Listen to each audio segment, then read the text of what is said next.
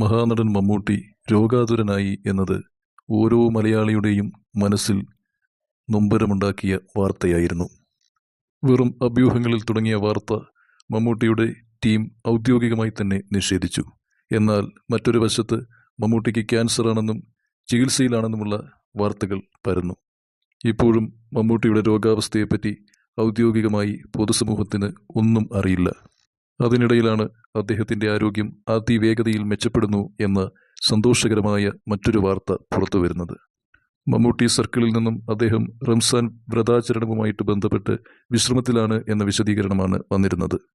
എന്നാൽ അങ്ങനെയൊരു വിശ്രമം ശ്രീ മമ്മൂട്ടിക്ക് പതിവുള്ളതല്ല. തൻ്റെ 73-ാമത്തെ വയസ്സിലും സിനിമയിൽ മറ്റാരേക്കാളും സജീവമായിരുന്നു മമ്മൂട്ടി. മോഹൻലാലിൻ്റെ ശബരിമല യാത്രയും ഉഷപൂജ വഴിപാടും മമ്മൂട്ടിയുടെ അനാരോഗ്യത്തെപ്പറ്റിയുള്ള അഭ്യൂഹങ്ങൾക്ക് അടിവരയിടുന്നതായിരുന്നു. ആർക്കാണ് രോഗം വരാത്തത്? മമ്മൂട്ടി ചികിത്സ കഴിഞ്ഞിട്ട് ആരോഗ്യവാനായി തിരികെ വരും എന്ന് അഖിൽ മാരാരും പറയുന്നു. തുടർന്ന് കേരളത്തിലെ ക്ഷേത്രങ്ങളിലും ആരാധനാലയങ്ങളിലുമൊക്കെയായി മമ്മൂട്ടിക്ക് വേണ്ടി പൂജകളും വഴിപാടുകളും വ്യാപകമായി നടന്നു. ഈ ഒരു അവസരത്തിലും മമ്മൂട്ടിയുടെ ആരോഗ്യ പ്രശ്നങ്ങളുമായിട്ട് ബന്ധപ്പെട്ടിട്ടുള്ള വാർത്തകൾക്ക് മമ്മൂട്ടി ഫാൻസ് അസോസിയേഷൻ പ്രചാരം കൊടുക്കുന്നില്ല എന്നത് ശ്രദ്ധേയമാണ്. അത് ഒരു രഹസ്യമാക്കി സൂക്ഷിക്കുവാൻ അവർക്കൊരുപക്ഷെ നിർദ്ദേശമുണ്ടായിരിക്കാം. അതിനിടയിലാണ് അപ്രതീക്ഷിതമായി നിർത്തിവെച്ച മമ്മൂട്ടി സിനിമകളുടെ ഷൂട്ടിംഗ് വീണ്ടും ആരംഭിക്കാനുള്ള ഒരുക്കങ്ങൾ സജീവമായി എന്ന വാർത്ത വരുന്നത്.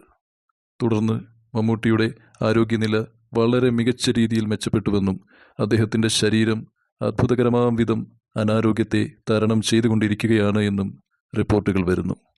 ഈ റിപ്പോർട്ടുകളൊന്നും തന്നെ ഔദ്യോഗികമായി സ്ഥിരീകരിക്കപ്പെട്ടിട്ടില്ലെങ്കിലും വളരെ ആശ്വാസകരമാണ്.